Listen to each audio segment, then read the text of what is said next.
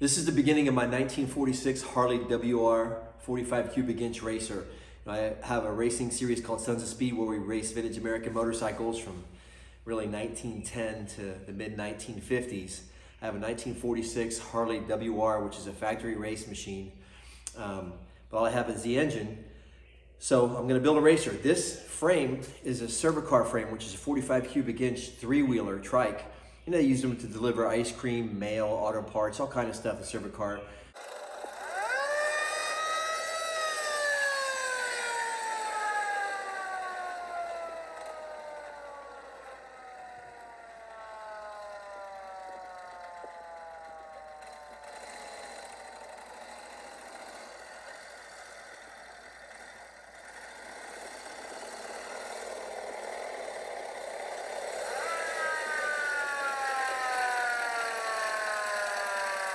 But the 45 cubic inch frames, remember we used to be able to buy a two-wheeler frame at a swap meet for $100. We used to walk by them all the time, and you know, there was a time when really nobody wanted 45s. And the 45s kind of become like the Volkswagen Beetle was. It was an entry-level car that somebody could buy. You know, in the 70s and 80s, teenagers would buy a Volkswagen Beetle and customize them. And you know, that was kind of like the affordable way to have a really, really cool car. Now they're mainstream and super expensive, but back in the day, that was the thing, and this is what happened with the 45 cubic inch Harley-Davidson.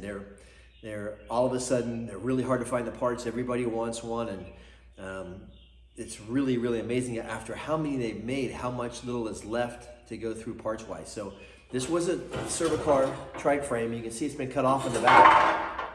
You can see how wide this spread was because this frame came out really wide to hold the three-wheeler rear axle. So what I'm gonna do is, I'm going to show you how I convert this to be a two-wheeler. I have a weld-on hardtail section, which is really nicely made from V-twin, and it's all brazed together.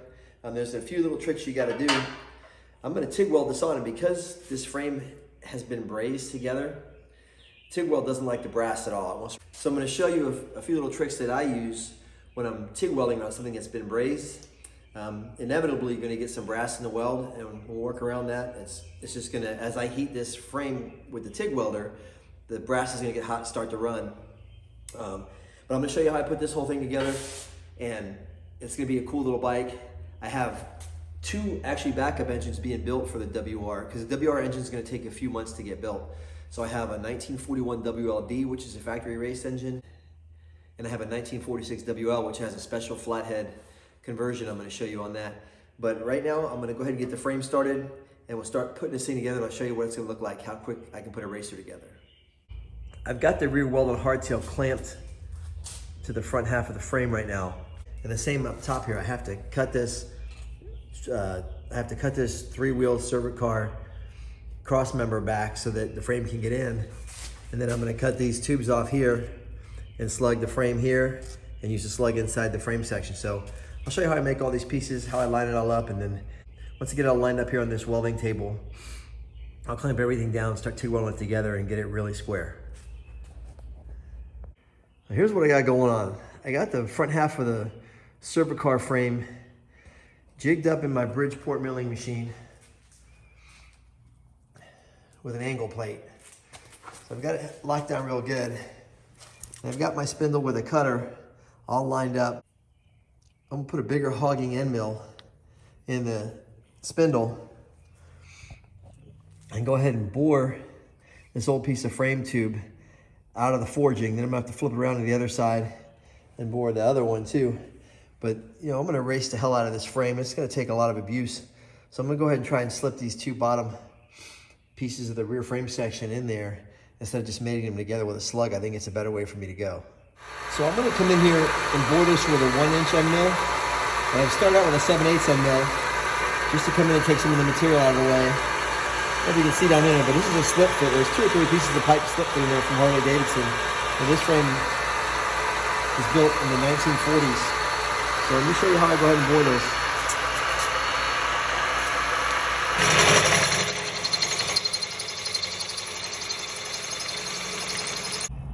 There's the right side of the frame that I haven't bored yet. Here's the left side of the frame. You see after I bored it with the 7/8 bit. I'm gonna go back in with the 1-inch bit now and cut it out. That should give me plenty of room to go ahead and slide that rear frame section in there.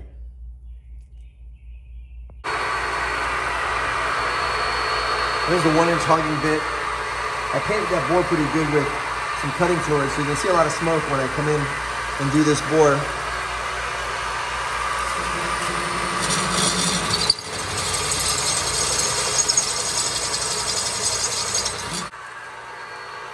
You can see my bigger bore cut going through there.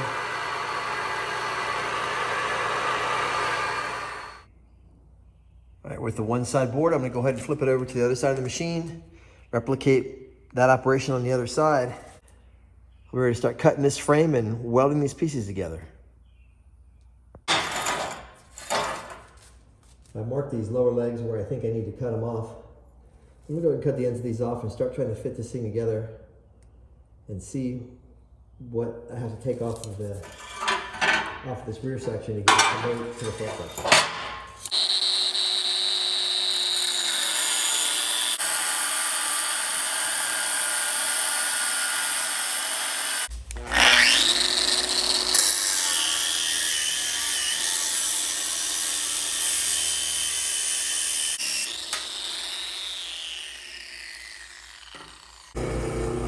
One of the slugs that's going to hold the top rear frame rail to the forging by the seat post on the front half of the frame. I'm using the compound rest on my lathe to cut this taper. It'll allow me to kind of wedge the angled front tubes on here together, kind of guide its way in. If I had just a straight, blunt, square-ended plug, it'd be really hard for me to get these pieces to come together. So this is one of the tricks I use to get this to come together. And you see when I hammer it all together, you'll see exactly what I mean.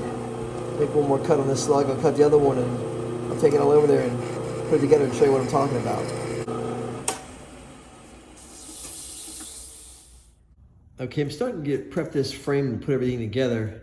I sanded all the paint off, so I can get good weld joints. And as I sand that paint off, there's just so much brass on this thing that there's no way I'm gonna be able to TIG weld this. There's just too much brass. When there's some brass, you can get away with it. The heat will melt the brass off, the brass will pop off and just cook away, but there's so much here, there's no possible way. So you can see those clean bores I've got. So I'm gonna paint it all with soldering brazing flux before I put it all together. I got those tusks on there. That's gonna help, that taper's gonna help guide this piece of tubing on when I go to put it all together. But I'm not doing anything with flux so that once I start brazing, the brass will flow inside this joint too and give me a bond on the inside and on the outside. So I'm real good at brazing stuff.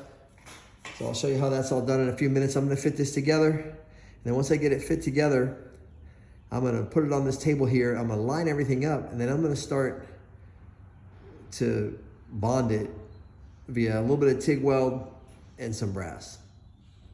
So I got these two tubes started. You can see, especially on this side, how it's not really lined up right. That's how that taper that I cut in the lathe is gonna help this piece draw in. And then when it gets to the big full-size bore of the plug that I'm using, it'll actually pull this tube out and line everything up here at the forging. But you can see if I didn't cut those tapers on that, I'd be really fighting to try and get this piece together. I still gotta line the bottom up, and that's a lot of spreading and working. But once I get all this stuff in, everything's painted with flux. So I'll be able to really get this thing all jigged up together on this table, lined up, and we're gonna have us a nice racer frame made out of a Harley-Davidson 3-wheel servo car frame and a weld-on hardtail section.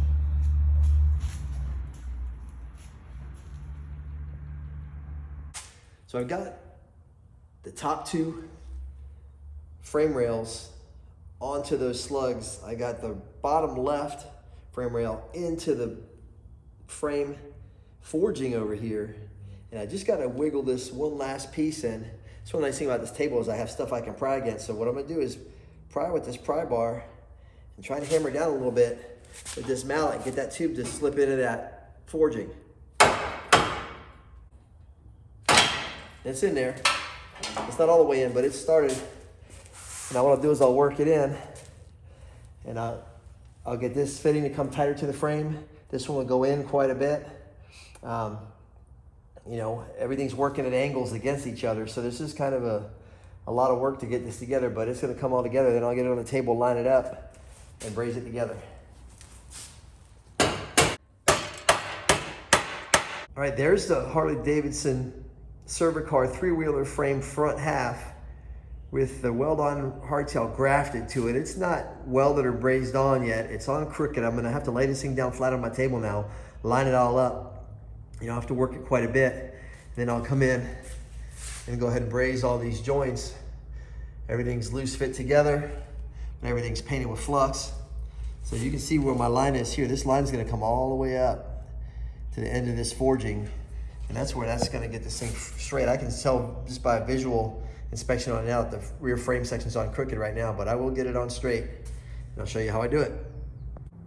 Let me get you down level with the center line of the frame here. I've got it all jigged up on the segment table now. Everything's in alignment. The axle plates are in alignment. Everything's in alignment with the neck, the backbone, the seat post. Everything needs to be square is square. I've checked a whole bunch of different references on it. So I'm gonna go ahead and start brazing this thing together now.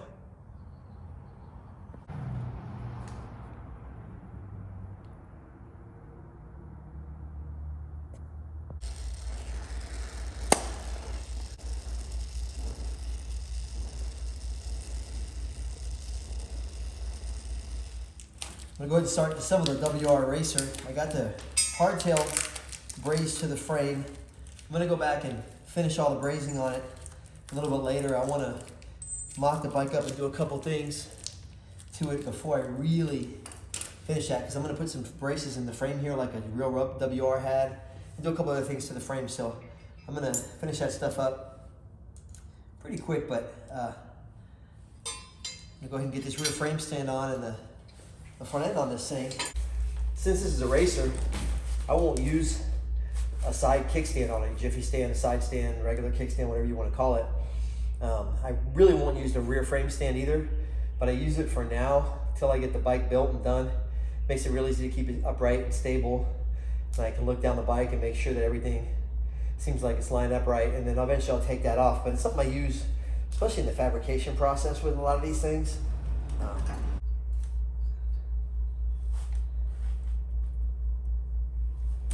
gonna go ahead and slide the rear wheel in because it'll weight the back of the bike down and keep the weight on the stand until I get the front end, the front wheel on.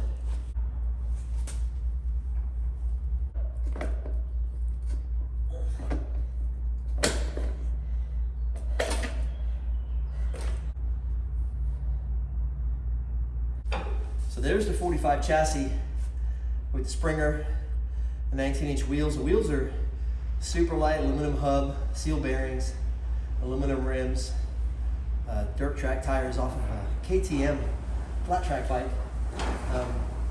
You know, I love the lightweight of them. The stuff that Harley would have put on this bike would be literally twice the weight of what's going on here. So when it comes to horsepower and speed, reducing the weight through the wheels, which you have to spin through the crankshaft and power the engine, is it's a big deal. So holy shit, it's snowing outside. It's April and it's snowing out here. Unbelievable. Friggin' snowstorm in April. You gotta be bullshitting me. So I have a 1946 WR engine going in this, which is a factory Harley-Davidson race engine from 1946. The guys at Departure Bike Works in Richmond, Virginia are building that for me. Should be around 50 horsepower. Have a 1941 WLD engine being built as a backup. That'll be done before the WR engine. The WR is kind of complicated to build. So the 41 will be done in the next probably 2 weeks, and I'll have that in here, and I'll have this bike ready to run and go and play with it on the track. But in the meantime, I have another project engine that I have, which is a 1946 WL, which is 45 cubic inches, but it has K model Sportster cylinders heads on it, which is kind of what the WR was derived from. So before the Sportster was overhead valve, it was a Flathead K model, and they have the cannon valves which tip in toward the cylinder to give it way better flow, different chamber design, different head design, straight fins. So this is what they call a Magnum. Still 750 cc's, 45 cubic inches, but real neat engine. So I'm going to build this one too, just for fun, but I'll use it for my mock-up right now, just so we can get the bike together, make sure everything fits up right, because the cases, the bottom ends are all the same. So I'll get this in here, mock it up with this, and then when my other two engines are done, I'll put the WLD in it first, just because that'll be done first, and then I'll go ahead and we'll get that WR in it once the WR is done.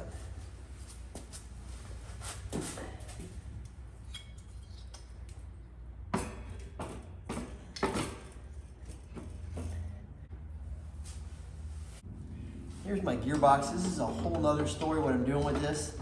I'll go into that in depth later on, but right now, so this might look kind of funny to some of you guys, but go ahead and drop that in there and explain what's going on there later. The handlebars I'm using are a panhead police style bend. They're a lot less of a buckhorn pullback style that they put on their regular civilian bikes. The police bars are a little narrower and they have a different bend, kind of a tighter bend, to more of like a flat track speedster style bend. I really like them for this kind of bike. You got to really muscle these bikes around the track, so a good wide set of flatter handlebars is great for that. I may narrow these a little bit. If I do so, I'll do that later. I just want to kind of show you what I'm doing. It's what gives the bike its style: the handlebars, the seat, the gas tanks, the fender. Everything I'm doing to it really makes it look great, but also makes it a good bike to race. For tanks, I got a real set of narrow WR style tanks. These are reproductions, but they definitely look the part. You know, they're super narrow. The right tank is an oil tank, the left tank is fuel. You don't need a lot of extra weight. You don't need the kind of capacity for racing like we do that you'd have on a set of street tanks. So I run these narrow ones, and you get a lot of oil. You know, I fill the right tank about halfway up with oil, but it gets a lot more oil than you typically get. And these engines are air and oil cooled. So the bigger tank, the bigger volume, the bigger oil capacity allows the bike to cool better, engine run cooler, preserving it for the track.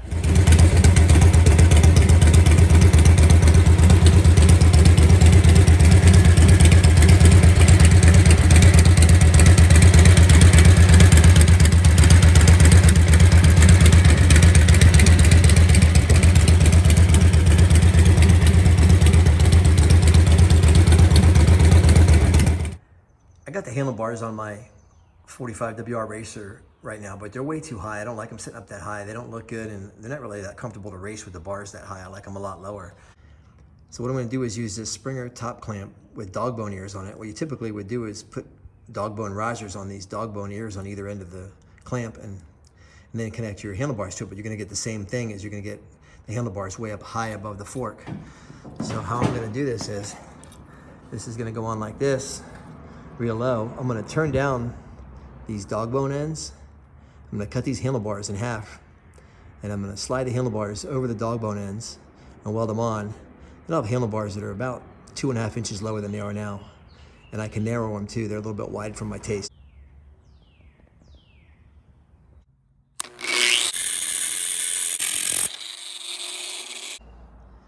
How this works is I'm gonna chuck this top clamp up in the lathe, then I'm gonna turn these dog bone ears down so that they tight fit inside these handlebars. And then I'll weld the handlebar to the dog ear clamp, and I got myself a set of racer bars that ride real low right on top of the Springer.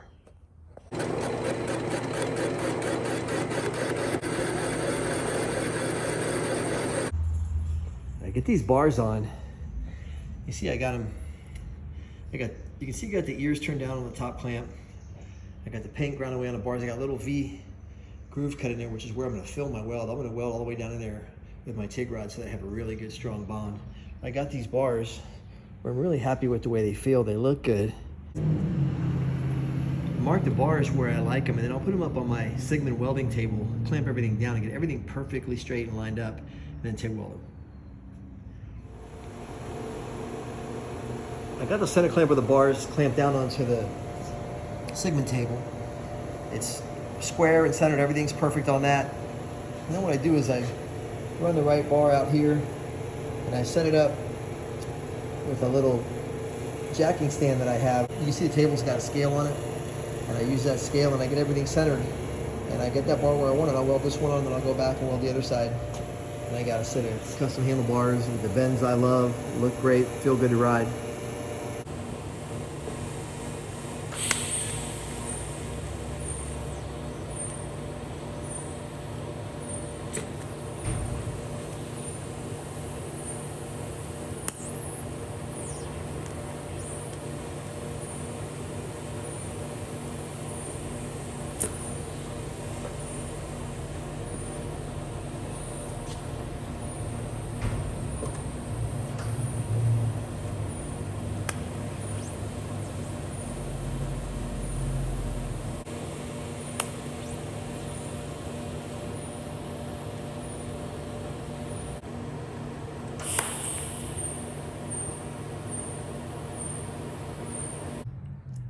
There's the bars all welded up. Got a good, nice, solid, deep TIG weld in there. Go ahead and get these on the bike. Handlebars done and looking right.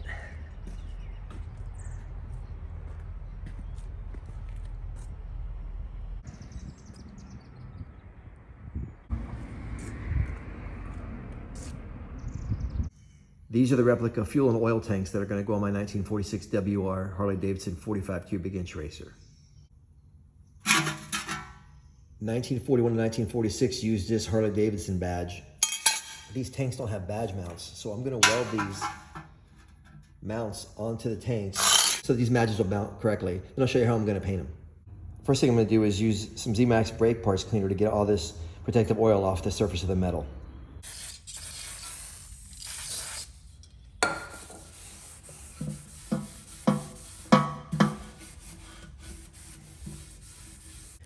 I use the seamstress tape to find the center line of the tank at 2, 3, 4 points along the tank here. This is the best way for me to get this line straight, because I want this badge to go right up the center line of the tank at the angle the tank sits on the bike.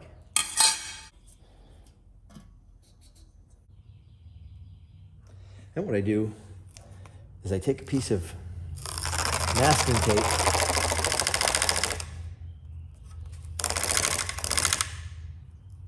longer than what I need.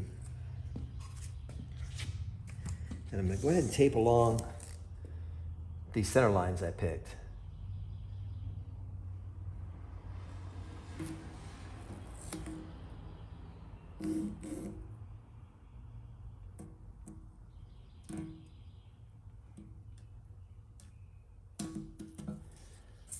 Just like that.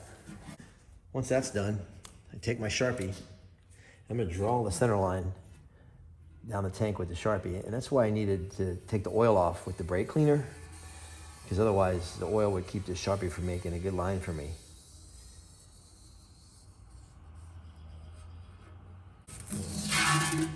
Now I pull the tape. And we got to get the center line drawn there, which is a reference for me for where I'm going to put these badges. So they take the line of the tank and not the horizontal line of the ground, you know, what you call a water line in marine. These emblems should angle up as the bike is sitting on the ground. They should be angled up toward the front of the emblem. So this center line allows me to do that.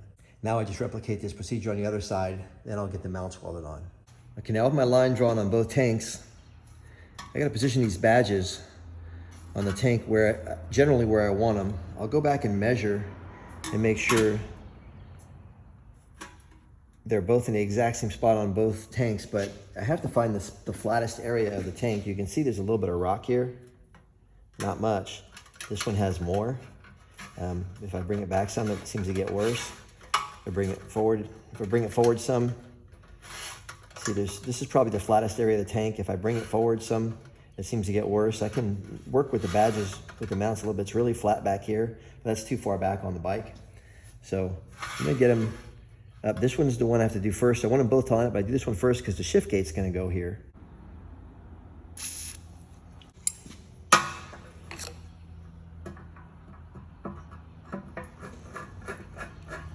Little things you don't think about when you're doing stuff.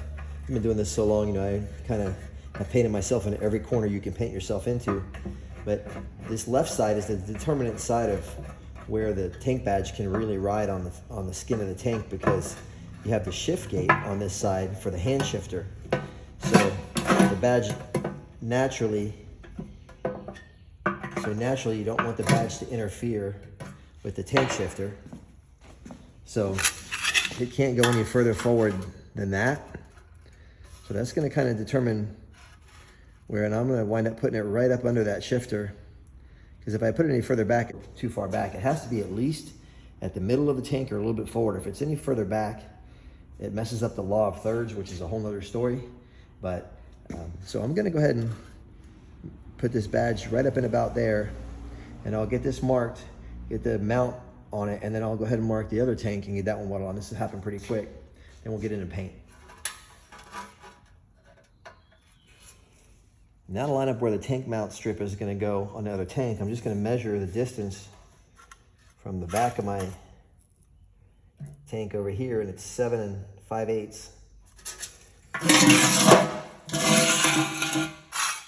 So I measure 7 5/8 up from the other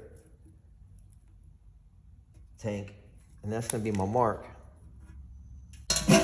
Now I know I'm going to have each of these badges at exactly the same spot on the tank. I'll mark the front of this one here just for a reference.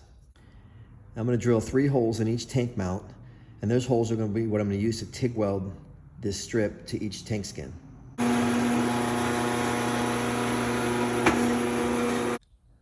right, there's my tank mounts. I drill them out with a center drill. The center drill gives me a little bit of a bevel, a little bit of a countersink. It makes it a lot easier for when I go and do my TIG weld. That hole's smaller on the inside than it is on the outside, which means the metal gets thinner and thinner as it gets toward a smaller hole. And it makes it almost like its own built-in filler rod. So when I go to bond this to the tank with the TIG welder, the tank mount strip just really easily melts right into the skin metal of the tank, because you want to get a lot more penetration on the tank mount than you do on the tank skin, because the tank skin has to hold feel. Little time-saving trick here. I mark these tank badge mounts with an arrow toward the front of the bike. It's kind of like when you go get surgery and they mark which leg they're going to amputate, which one they don't. You don't want to take the wrong leg off. So kind of the same thing if I weld this on backwards. You know, now I got to cut it off, and it gets messy, and the metal gets warped from all the welding. And just something you don't want to do. So I always mark it toward the front of the bike before I do my welding operation, just so that I know that I have them both on right. I use my Sigma welding table to clamp down the tank mount strips so that they can't pull up as I weld. Real simple. I've got 2 of them welded. I'm going to go ahead and do the 3rd weld in this tank, weld the other tank, and I'm done with this welding operation. I can check the badges for fit and then get these ready for paint. That's a little 50 amp TIG weld. The strip only needs about 25 or 30 amps, but because I'm welding to the flat skin of the tank, it takes about 50 amps to really get into it for it to hold this badge down.